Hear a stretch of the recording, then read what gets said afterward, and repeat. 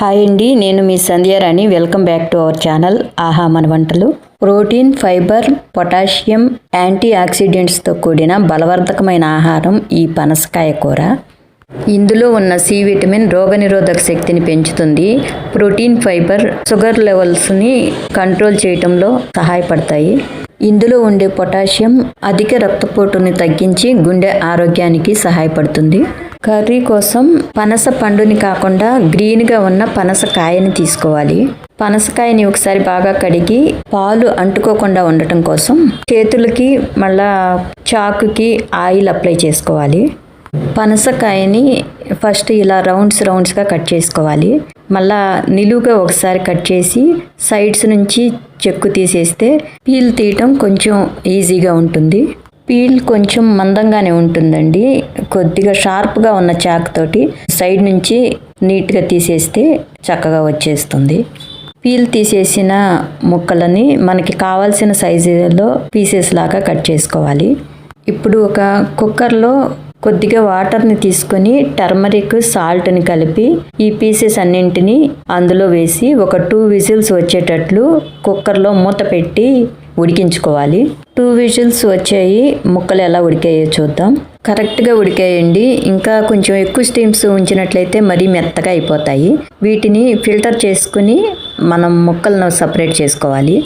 ఇప్పుడు స్టవ్ పైన బాండీ పెట్టి ఒక 3 స్పూన్స్ ఆయిల్ వేసుకుని ఉడికించి పెట్టుకున్న పీసెస్ అన్నింటినీ వేసి కొద్దిగా వేయించుకోవాలి. పీసెస్ వేగి లైట్గా కలర్ చేంజ్ అవుతాయి.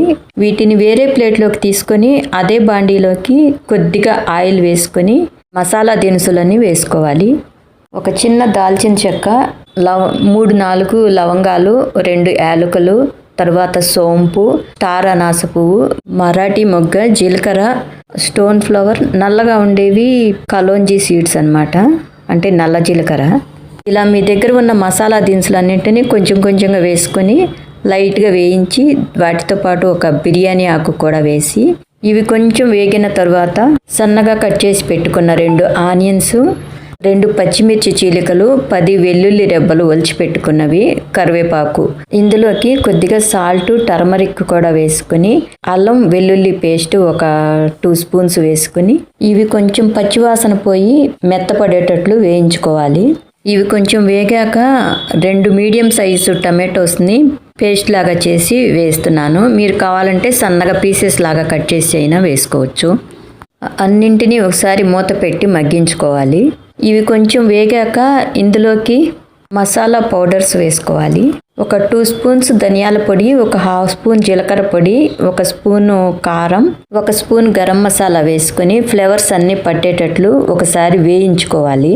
ఇందులోకి ముందుగానే ఉడికించి వేయించి పెట్టుకున్న పనసకాయ ముక్కల్ని వేసి ఒకసారి మళ్ళీ మసాలా అంతా పట్టేటట్లు కలుపుకొని వేయించుకొని ఫ్లేవర్స్ అన్నీ పట్టడం కోసం ఒకసారి మూత పెట్టి మగ్గించుకోవాలి. ఒక 2 మినిట్స్ మగ్గిన తర్వాత మూత తీసి గ్రేవీ కోసం పనస ముక్కలను ఉడికించగా వచ్చిన నీటిని పోస్తున్నాను. గ్రేవీ పలుచగా కావాలంటే ఇంకొంచెం వాటర్ను కూడా పోసుకోవచ్చు. చికెన్ లాగా ఎంతో టేస్టీగా ఉండే పనసకాయ కర్రీ రెడీ అయిపోయిందండి. ఇంకా డిష్ అవుట్ చేసి సర్వ్ చేసుకోవటమే. మరొక మంచి రెసిపీతో మళ్ళీ కలుద్దాం. Thank you for watching.